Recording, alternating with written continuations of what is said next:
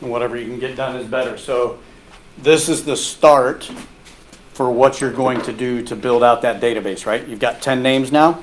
So now if you go to page 25,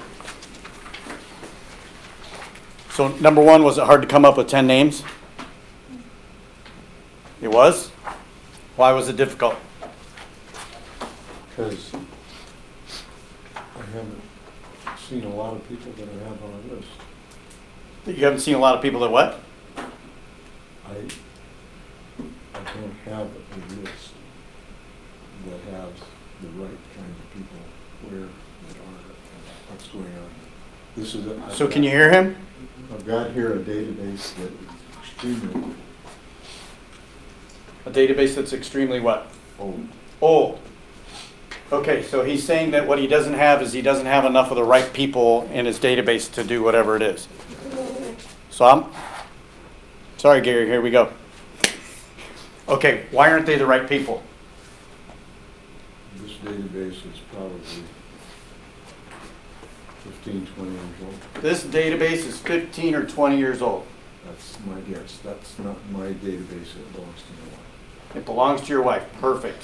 Okay, let's say, do you know Randy Beggarly? Randy and Mary Beggarly? Don't remember that one. Here's Stone Ridge Drive. Stephanie Balistreri in Pleasanton. Oh my God. So he's got a gold mine. He's got a crap load of names and he doesn't know them, right? So this is now available for sale. So, I'm not picking on Gary, but I just want to highlight that, right? If you're having trouble picking up names, then maybe it's what you're thinking and not necessarily what you know, right? I have lived around and traveled the world. I know a gajillion people. It would be nothing flat for me to put down 10 names on a piece of paper, right? People that I met when I went to high school. Hell, Scooter Schmidt, I was in 3rd grade with, and I still stay in touch with him back in Indiana. I could come up with 10 names. To Gary's point, they don't seem like the right names. Scooter's in Fort Wayne. My mom's in Fort Wayne. My dad's in Corona. My daughter's in Lake Forest. My buddy Todd Allen, he's in Garland, Texas. Oh my God. I mean, I could just keep going on and on. Terry Neff's down in Wisconsin. They're not the right people, right? They don't live here. How the hell are they going to help me? They're going to help me because I am their professional realtor. They're going to know people that are moving. Some people may be moving to Northern California, and they may not even know somebody, but somebody that he knows may know somebody that's doing something. He's in the corporate world. Oh my God, I love my corporate contacts. LinkedIn is like my favorite thing. I have a gajillion contacts with LinkedIn around the globe. Who the hell doesn't want to come to Northern California? Right? It's the land of ridiculous wages and ridiculous home prices. So why not give it a shot? And if they know something, I had a guy in the Netherlands that saw me on LinkedIn and said, I'm retiring next year, I'm moving to Florida. I said, oh, where do you want to go? He said, probably around the Jacksonville area. I said, do you have a realtor that's working with you? He said, no. Guess what I did? I gave him a realtor to go buy a house. Guess what I got? Woohoo! I got a 25% check on a $400,000 house for doing what? What did I provided value to somebody that I knew and hooked them up with a great realtor who took great care of them. That's all I had to do because I worked my network. So if you're thinking that you don't have the right people or not enough people or old people that is 30 years old database. Abe, how long you been doing this? 41 years old? Yeah. Guess what Abe's looking for now? The kids of the parents he had the relationship 41 years ago. Because they're all 30, 40, 50 years old and buying houses now, right? And guess what those people are going to do? They're going to have more kids. And then those kids are going to have kids. So as long as he's still doing that, he's still going to get referrals. Does that make sense? Get rid of your limiting beliefs. Don't think with your brain.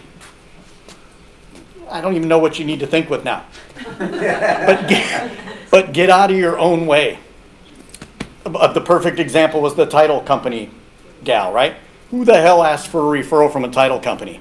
That's all they deal with as realtors. It'd be like me going to a lender.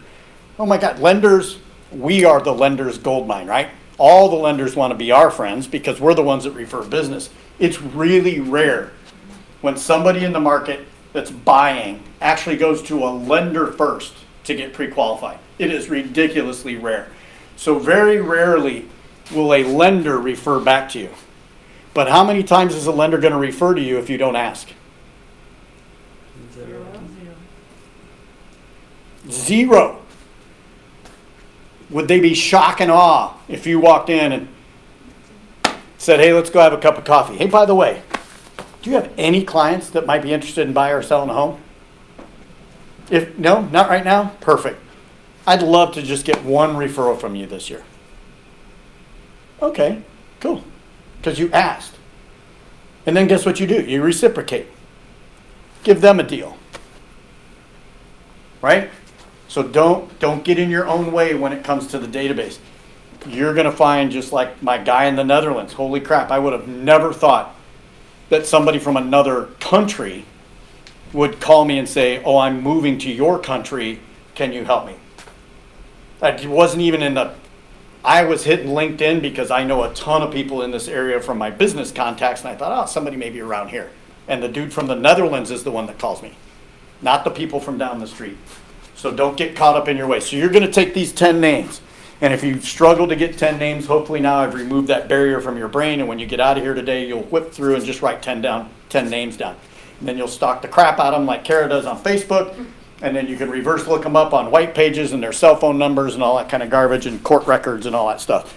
And you're going to find the information. You're going to call them. And then what you're going to do is on page 2, you're going to talk to them, because after you contact them, you're going to classify them. They can be a buyer, they can be a seller, they can be both, they can be an other, they can be a business partner. How many of you in here have called a pest inspector and asked them to go to coffee or grab a beer? Justin, my main man. I got one person. How many of you have called a painter and done that thing? Wow. Gardeners. Two. My cleaners. Your cleaners. Oh my God. Gold mine.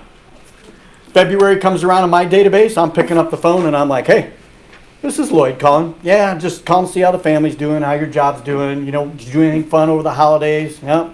What's the next big thing on your list? Okay, great. Hey, by the way, I was actually calling because my housekeeper is giving 15% off to people if you book in March or April. Because let's be honest, I mean, who the hell wants to do spring cleaning? She'll do it for 15% off. You just call and book, tell her Lloyd sent you, and she'll give you the discount. What do you think my clients are doing? Holy shit, he's calling me to offer me something that's completely unrelated to him being a sleazy, slimy salesperson and trying to get my sales business? Yes, I am. Because guess what? My job is to make their life easier. I want to provide value to my client. And they love it. They're like, okay, I just told you the story of my HVAC guy. 9 referrals. My HVAC, HVAC, heating, and vacuum. Yeah. Heating, ventilation, air conditioning. Your HVAC guy. You should have an HVAC guy. You should have a plumber. I got a call today from a guy who's joining one of my networking groups, and he said, hey, by the way, do you have a good HVAC guy? I went, oh, I got the best. His name's Richard. Call him up, tell him Lloyd sent you. He'll give you a great deal. Guy just wants a tune-up. He wasn't calling me for that. He was calling me about the networking group that I have going, and all of a sudden he's asking me for a referral. What'd you pay him? I got it. I have a book.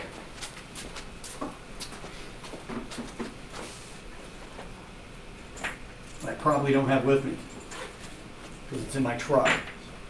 I have a book of my preferred vendors that I give to my clients. So now when I call them, when I call in February and March and say, hey, Heather's Housekeeping, Fraser's Housekeeping, they're going to come to your house. Go to page 12 on that preferred handbook that I gave you, and you'll see all of her information in there. Her phone number's right there. Tell them Lloyd sent you, be good to go. Go to page 14, you'll find Richard's HVAC. Go to page 1, you'll find Jen Lee Law, law attorney and debt attorney. You have to build these business-to-business relationships because you're building value for your client. Does that make sense? Okay, so you're going to classify these people as buyers, sellers, B2B partners, others, because that's how they're going to go in their database, and that's how you're going to target market them. Everybody nod like you understood what I said, and it's soaking in. Now guess what? What happens if you don't do any of that? If you don't call these 10 people and you don't put them in your database, you don't qualify them, and you don't classify them, what's going to happen? Oh my God, nothing's going to happen, right? What happens if you put them in your database and then start doing the target marketing? Something's going to happen. It may just be all you. It may just be everything going out the door. And you know what? I'm going to guarantee it most likely will be coming out of the gate. You're going to be doing a lot of work for a lot of other people and going, holy crap, can somebody throw me a bone? Can I get something? You know, anything? As soon as you start thinking like that, you take away that attitude of gratitude, providing value to your clients and things like that, that's where your business is going to go to. It's going to be about me instead about somebody else. Got to keep that attitude. It's actually in my calendar every morning. Gym at 6, attitude of gratitude at 7:30. I can show it to you on my phone. Attitude of gratitude 7:30 to 8 a.m. Guess what I do? I write note cards first thing in the morning. I'll pick out a couple clients and say, hey, or if I talked to them yesterday or if I saw them or did something like that, and I'll immediately write to them. I do that with my son, my daughter, my mom, my dad, anybody. And guess what? The note cards going to my son are a whole lot different than the note cards that are going to my clients, right? Stella teaches piano. She moved into my old house. Freaking awesome client. Loved what I did for her. I stay in touch. We do the pumpkin things, all that kind of stuff. Stella just wanted to say hi. I hope your piano business is going well. Listen, if you ever run out of kids, let me know. I have families that would love to get piano lessons, and I'd be glad to market that for you to help you build that business. By the way, Never too busy for your referrals. yes! I am never too busy for your referrals. Lloyd, card, envelope, stamp, go, gone. Right? And it's going to seem like you're pushing and you're always pushing, right? You get a great big wheel, it's hard as hell to start pushing it, right? It takes forever monumental effort to get going. But once you get it going, it's kind of easy, you know, right? You just kind of flick it and it keeps going. Like a hula hoop, right? You're like, oh, just keep going. And if you don't pay attention to it because you're all full of yourself and think you should be getting business and you let it go, it stops, and then what do you got to do? Who the hell wants to start from ground zero?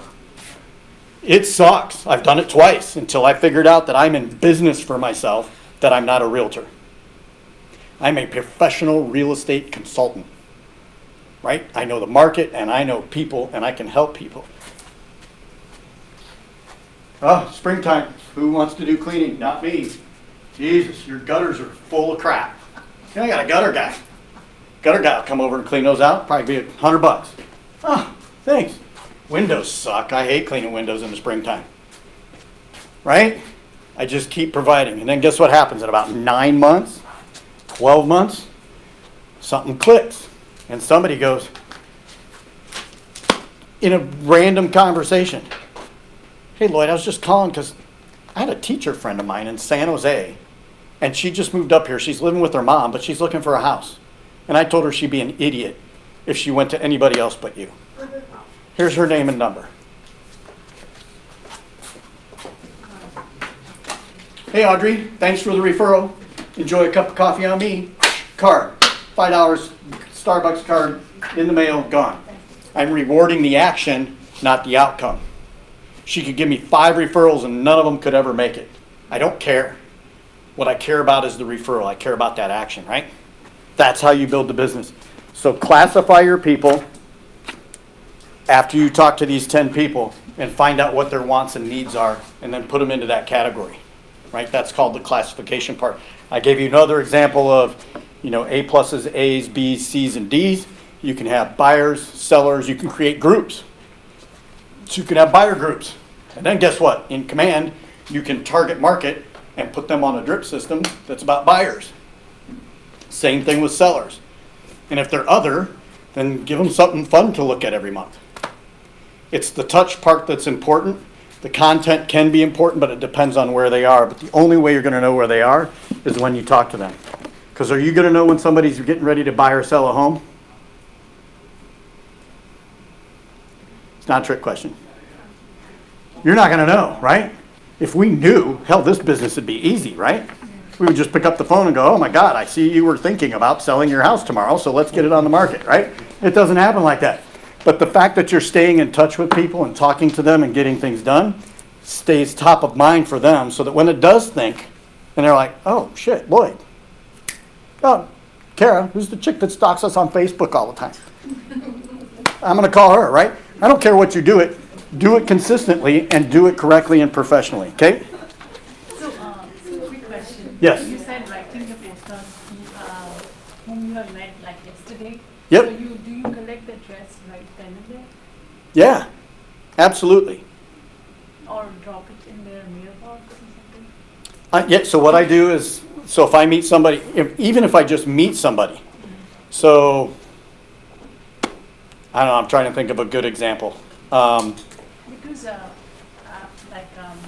I do open houses, I try to collect as much information as possible. Uh-huh. But they shy away from giving the addresses or phone numbers, just their email. Oh my God, because you're a money-grubbing, scrounging, spam-emailing, persistent, slimy realtor. I'm never giving you my information about this open house.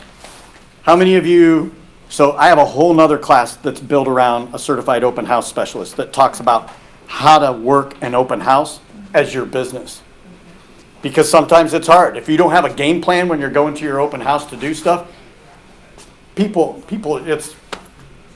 they'll walk in, what do you think of the house? Oh, it's great. I don't know if this is a house for me.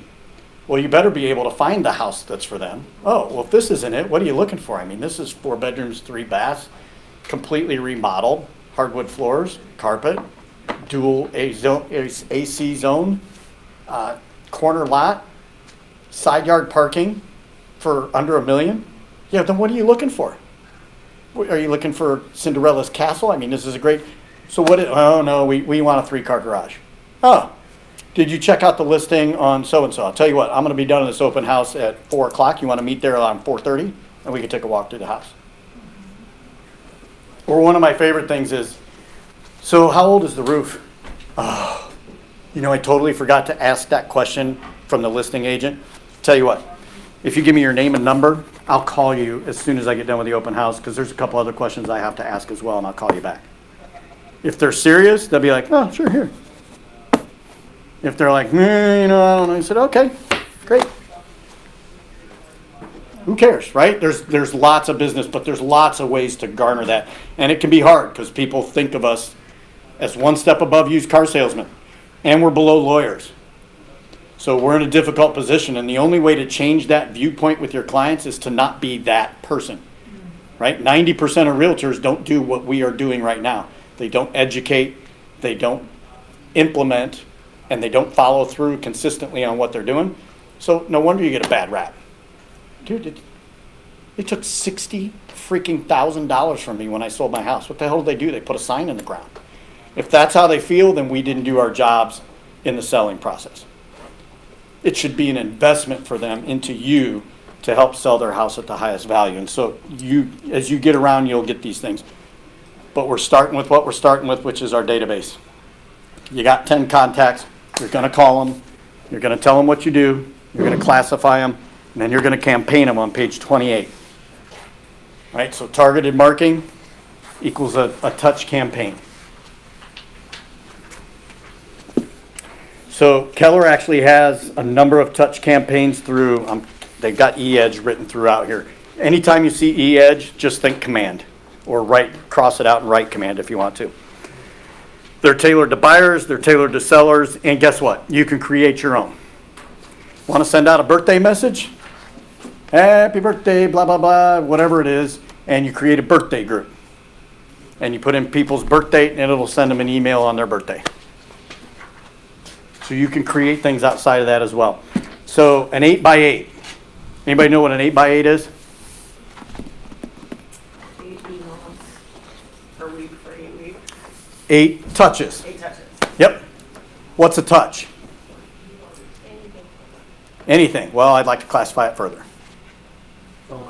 Phone call. Email. Text.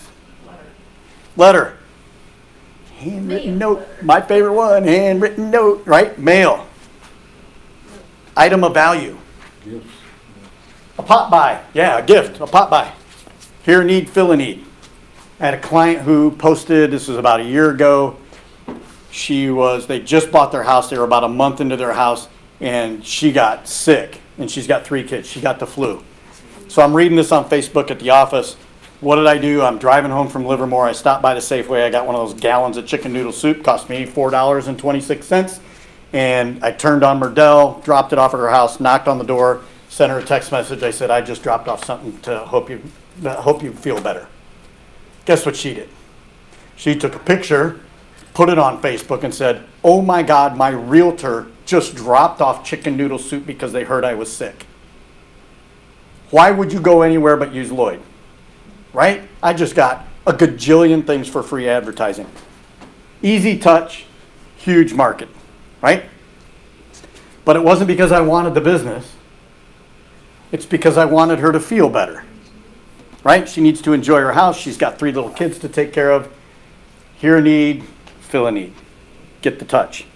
So the touches, and there's an 8x8 actually in Keller Williams. And it's set up, I think, primarily for buyers. But you can do it for sellers as well. So when to use it to connect with someone for the first time in your role as Keller Williams. And everyone you know or meet should go into an 8x8.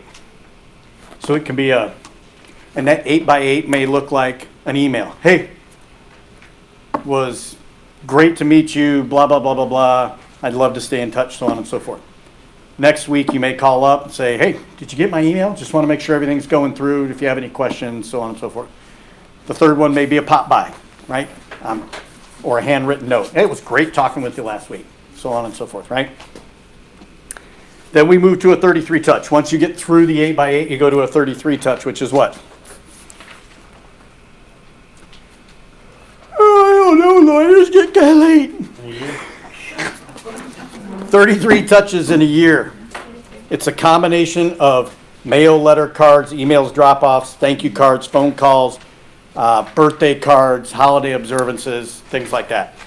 33 times in a year. That's what? 33 and 8 is how many? 41? Is that right? I did math in Indiana is where I grew up, so I'm not sure. I thought that was Kentucky. Yeah, well, they would have come up with a different answer. So there's 41 touches in a year. That's not even one per week, right? So am I really inundating them and killing them with the overload stuff? No. And it's not just email. It's a combination of things. Phone calls, emails, handwritten notes, pop-bys, right? So it's not like they're getting 41 emails. It's a combination of. Again, it's about building the relationship. It's not and getting them top of mind when they think of real estate. Okay, number 30. Campaigns are meant, or page 30. Campaigns are meant to offer value to your contacts. What items do you think are valuable to your clients? How many of you, who has not done a transaction? Okay. So you're going to have to pretend. But what do you think an item of value for your client would be? I know we've talked about a few of them in here already. Responsiveness? Responsiveness, okay. Communication. Okay. Information.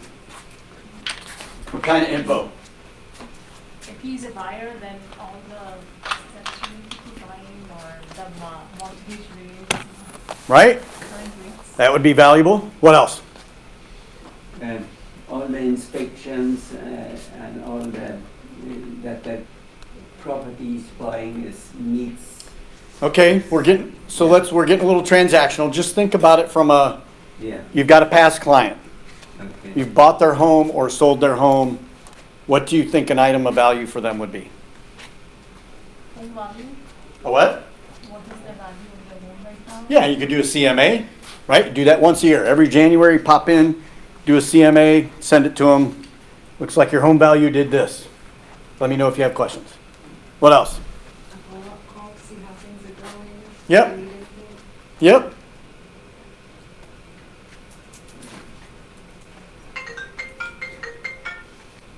What else?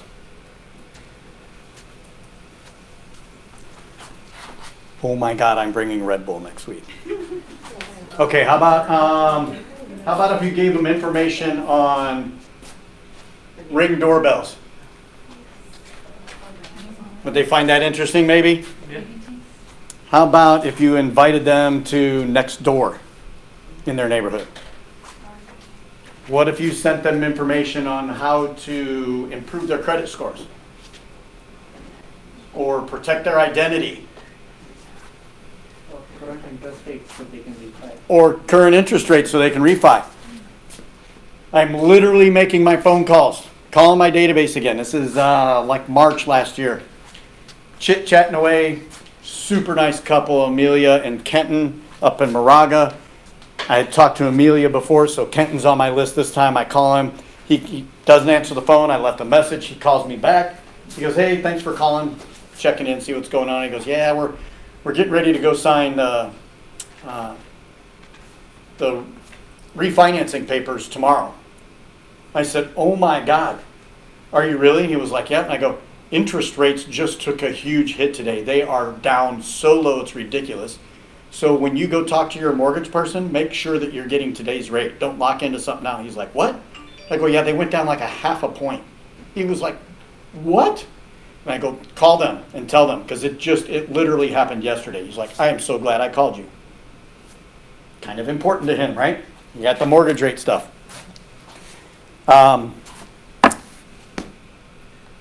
Cute decorating ideas for the holidays.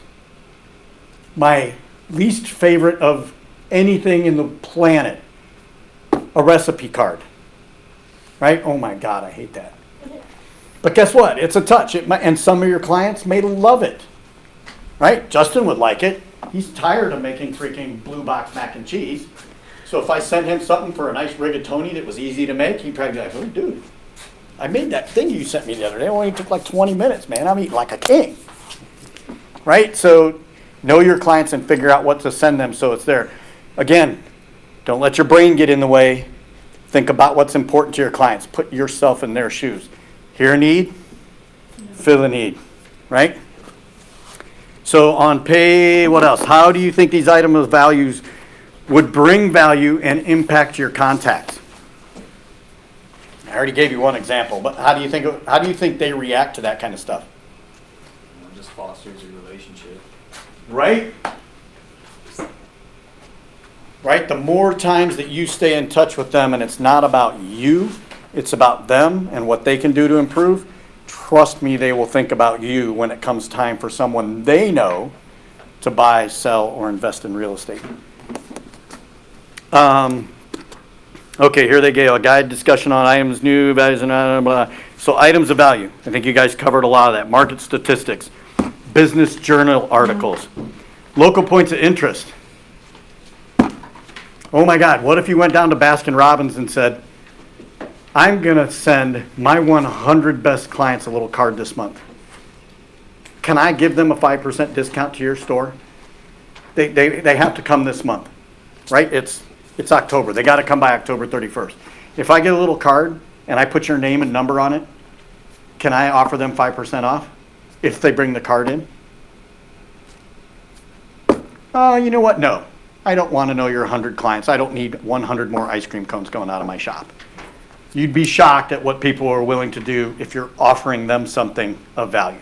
I want to help you build your business. This is what I'd like to do. Are you in? What's the worst they're going to do? It's kind of like dating, right? No. Oh, okay, great, thanks. Hey, if you change your mind, here's my card. Give me a call. I'm going over to Dairy Queen. Right? And all of a sudden it's like, wait. You're going to do what? Well, yeah, my clients want ice cream. So I want to send them somewhere that they know where they can go. Homestead exemption forms in January. Woo, those are always good. Rebates, interesting articles, calendars of events. I'll do some of that stuff. Like the Pleasanton residents are always asking, when the hell's the cattle drive? Right? So I put stuff on Facebook. Hey, come sit with the steers to watch the cattle drive. Oh my God, it's beautiful. Right? Take your last name, take your first name, take whatever, make a pun on it, make it fun, have some fun with your clients. Which page is that? It's on page 30, but it's just in my instructor thing. Yeah, you can't have it.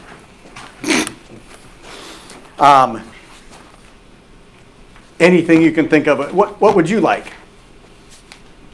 Right? Think about what you would like if somebody from your realtor. Okay, on page 31, remind your contacts of your value by sending them relevant, useful information 41 times in 14 months. That's not once a week. It's not twice a week. It's not this inundated email/mailing marketing campaign. It's a gentle reminder of what's going on, right? You don't need to bombard people. And Command will set all of that up for you. You can set all of that up, and so when your clients finish the 8x8, you can say, yep, automatically put the 8x8 people into the 33 touches. And they'll file right over into the 33 touch. And then at the end of the year, you go update everything and create new campaigns. Make sense? What's the purpose of doing all that? Touches, right? Keep top of mind so that when they think real estate, they're thinking Catherine. They're like, yep. Why would I go anywhere else? Page 32. Both campaigns create a variety of ways to stay in touch with your contacts on a consistent basis through emails and reminders to call, visit, or write them. The goal is for all your contacts in the base to think of you as their go-to person. And the way that you become the go-to person is you build those B2B relationships, right? So when I help somebody in San Jose buy a house in Livermore, I can look at her and say, need a hairdresser? I got 2. Try them out, see what you think, right? Am I going to, you need a mani-pedi? I don't get them, but guess what? I know Julie and I know Tammy. Oh, here, Aloha Nails will take care of you. See? But the only way you can get that is you build that business-to-business relationship, and don't be afraid to ask them. Hey, listen, I'd love to promote your business to my clients. Can you give them a little something, something? You're like maybe 10% off. I'll send them a card with your information on it. Say, hey, if you book in the next couple months. And they're like, okay, would you rather have 90% of something or 0% of nothing? I'll take 100% of nothing. How about that? Right? So get creative and work with your vendors to do that. They use examples of you get a cut. If you get a cut on your arm, what are you going to put on your arm? You're putting a Band-Aid? Oh, you're not putting a medical bandage, you're putting a Band-Aid. What if you have to blow your nose? You're using a Kleenex? Oh, you mean you're using tissue. But why are you using Band-Aid and Kleenex? That's the no brand. Because they have drilled into our brains that that's what the name of that product is, right? So I've never heard anybody say, well, I shouldn't say that. Never use never, never use always. I rarely hear people say, hand me a tissue. It's like, hey, can you give me a Kleenex, please? But it's not. Tissue, right? Hey, do you have a medical bandage that I could borrow? No, you asked for a Band-Aid, right? That's who you want to be to your clients, right? How do you become a Band-Aid to your clients? You need to be that go-to person so that and I tell my clients that now. I'm like, listen, I don't care if you're out in the middle of nowhere and you run out of gas. You shouldn't be thinking AAA. You should be thinking Lloyd knows somebody that can get me out of this jam. Or you're looking at your toilet as it's overflowing from your master bathroom down into your kitchen. It's like, oh my God, I need to call a plumber. Nope. You need to call Lloyd. Right? That's who you want to be. You want to be Band-Aid. Make sense? You do that through touches. You do that through providing value to your clients. Attitude of gratitude, putting others in front of you. Pass it out in slices. comes back in loaves. Right? Make sense? Okay, now that you've added context, okay, so we've done the little database spreadsheet.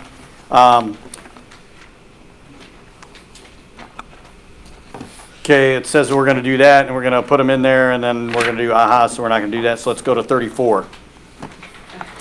Becoming a database master. I'm like way behind up here, right? Oh, we just did 33, so I'm right there. So this is 35 to 40, so we'll cover page 34 is becoming a database master.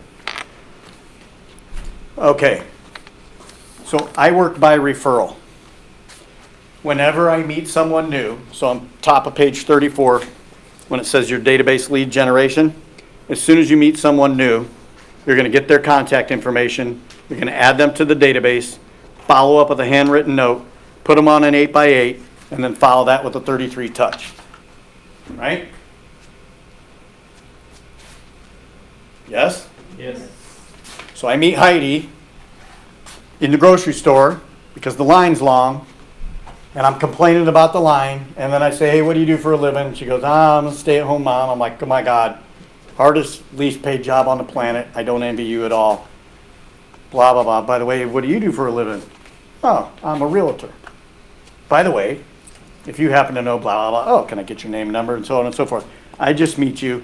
I go home. I add you to my database. I send you a card. Hey, great talking to you to the Safeway line. My God, they need to hire more cashiers. Lloyd, business card, out the door, right? I have a sheet that says why I work by referral. So I have a little letter. I have this little contact thing that I've already got set up. So anytime I meet someone new, they get a handwritten note, and then a few days later, I mail them out this reason why I work by referral. And it kind of further explains how and why I do business, right? So, and then now they're in my database, and you follow up. Make sense? Everybody with me? If you don't do that, what's going to happen? Nothing? Nothing will happen if you don't do that. But if you do it, something may happen. Like you may get a referral.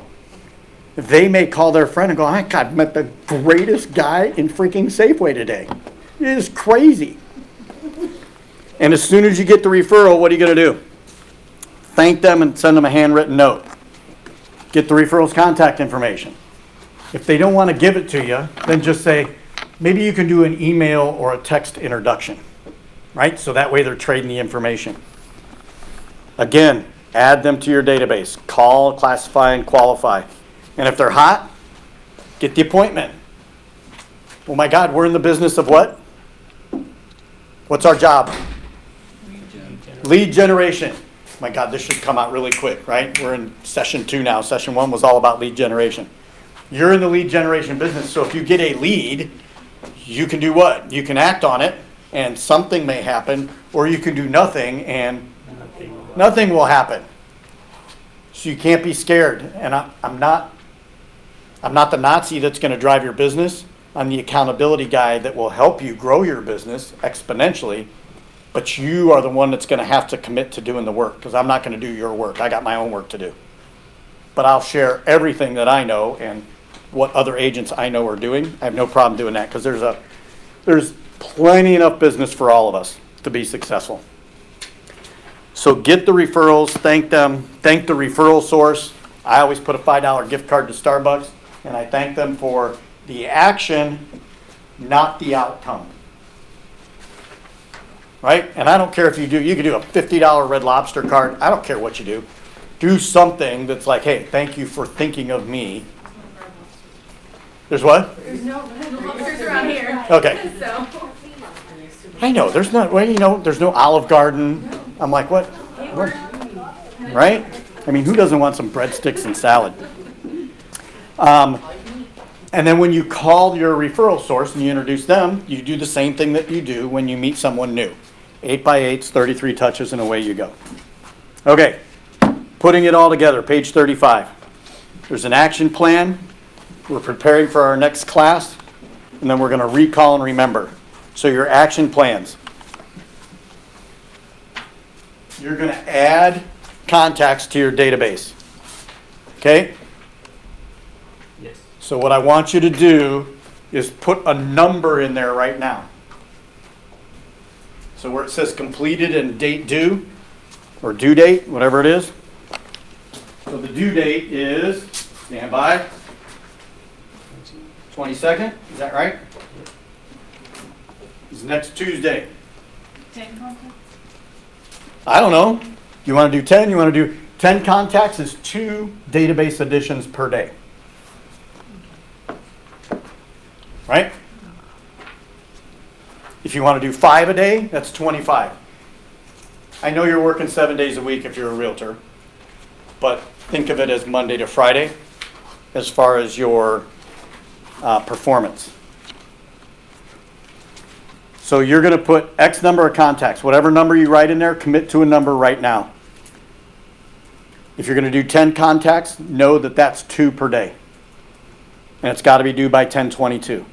If you're going to put in 50 contacts, it's 10 contacts per day. I don't care if you do them all on Saturday. I don't care if you go to the mall in the food court and introduce yourself to people and get contacts that way. I don't care how you get them. Put a number down there and give me the due date of 10/22. Create groups in your command database for your organization. So Miss Kara probably already does this if she's a stalker like I am. I go into my contacts on Facebook when I friend somebody and do stuff like that. Did you know that you can put in more information about them? Like you can add them to groups or do things like that? So when I meet Prob and he says I'm a realtor, I put him in my realtor box. That way, when I go to invite people to my open homes and I set up an event in Facebook, I just click realtors. And all 230 realtors that I know end up getting an invitation to my open house. Because they may have buyers. Now they get to see my house. You got to do something with it, right? So you can create groups that same way in command. And add all of your contacts to a group. You can't have floaters. There's the old saying that I won't say. Are we still recording? Yeah, we're recording. But it's whatever or get off the pot. Right? So if you can't put them into a category, then call them and find out what category they're in. Remember I was telling you about the C's in my database? Where those are the people that I have to call and classify and find out, hey, are you on my team or not on my team? It's okay. It's okay if you have some floaters in there, but it shouldn't be 230 people in there. It's probably going to be 230 people when you go home and you're filling out the database of everybody you know, because you're going to start with 230 people that you have no idea where they fall. But as you call and qualify them and then classify them, that number will start shrinking. And then once you get your database classified and sorted, then as new people come in or get added, that list of, I'm not sure where they fall, should be small and manageable. So now you can go talk, you can door knock, you can coffee, you can do whatever and figure out, are they on your team or not on your team? And it's okay if they're not. Not a big deal. Lots of people out there. Then put them all on the campaign. The 8 touch, the 33 touch. Get reminders for when their birthdays are, things like that. And then prepare for our next class. So our next class is finding your business, how to prospect as the cornerstone of lead gen. So we're going to talk about lead gen next week. So make sure you're looking ahead, doing whatever you're doing there. Do the 10 fours. Remember the little exercise we did up here? Right? Oh, you girls were gone. So part of what we have to do is you're going to tell me how many people you put in your database. Now you should have written a number down there and committed to that, right? So if it's 10 people, then you should be showing up here next week and saying, I put 10 people in my database. You don't want to tell me that you put about 13 people in the database. Know your business. Tell me you put 2 people in there. Tell me you put 73 people in there. Know your number and what you put in there. This is your money. This is where your money's coming from. And then go on tours. So how many of you consider yourselves Livermore based? 1. So everybody else is Pleasanton based? Dublin. Dublin? Anybody outside San Ramon? Where? San Ramon? Okay. Go to your marketing meetings. Tour the homes. It's a really easy habit to get out of because it's like, oh my God, $5. Plus I got to go listen to the crap and they're going to have some crazy ass speaker this week. I really don't want to hear him. That is not what the marketing meeting's about. What's the marketing meeting about? Networking and relationships. Visibility, credibility, profitability.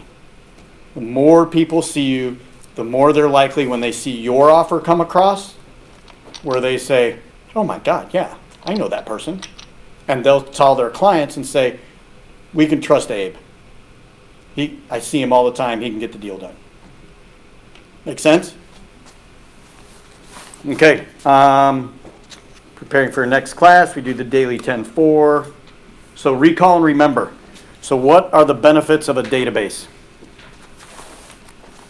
Give everyone grouped by a certain tag. Okay, So if you want to target a particular section of that database, it's pretty much automatic for you. okay, Organization. organization. What's the purpose of our database? Grassroots. Why are we putting people in the database? What do we want? Lead generation. We want lead generation. And our database is where we're getting it from. Right? That's where our business is coming from. You nurture, you build those contacts in your database, you stay in touch with them, they will refer business to you. You build your business that way, right? Why is it important to put everyone on a campaign? So they keep on seeing your name. Touches, right? Exactly. You want to stay top of mind for what's going on.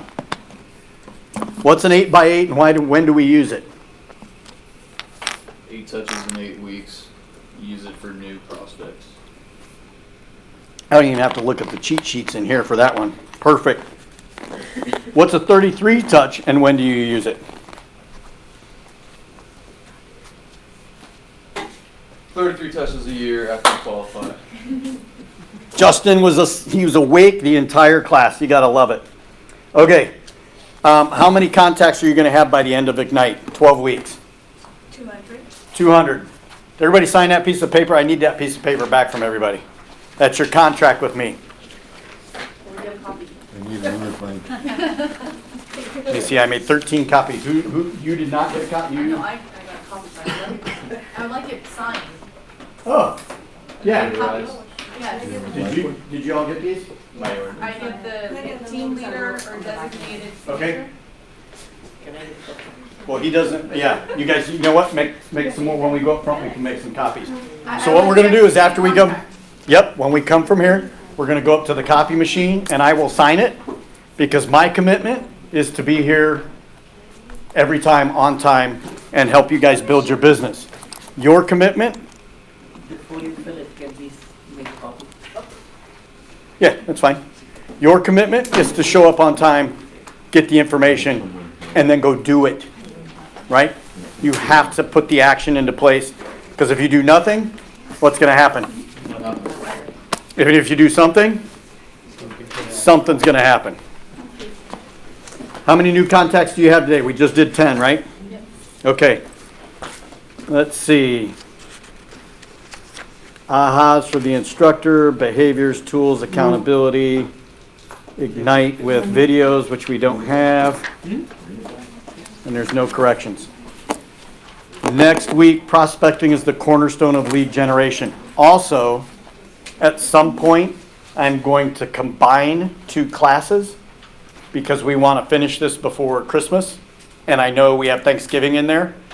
As we get closer to Thanksgiving, you can tell me if y'all want to have the class or not. It's a Tuesday. Thanksgiving's not till Thursday. I know you guys are all taking this month off in November and December and half of January because I'll be working my ass off getting everything that you're leaving on the table. Oh, no? Oh, you guys are going to work as well? Oh. Here's something else. All this work you're doing now in Q4, you're not going to see until Q2 next year. maybe Q1. Maybe you'll have a couple people that'll surprise you. But the sales cycle is about 270 days, 180 to 270 days. Don't be getting all fired up. I'm gonna fire you up and get you out the door and then hold you accountable for what's going on in here. And again, I'm not your babysitter. I'm not your little Hitler. I'm the guy that says, hey, you set some goals. I'm gonna hold you to your goals. Thank you. Thank you. Good? Any questions? Okay, so I'm gonna pack up my crap.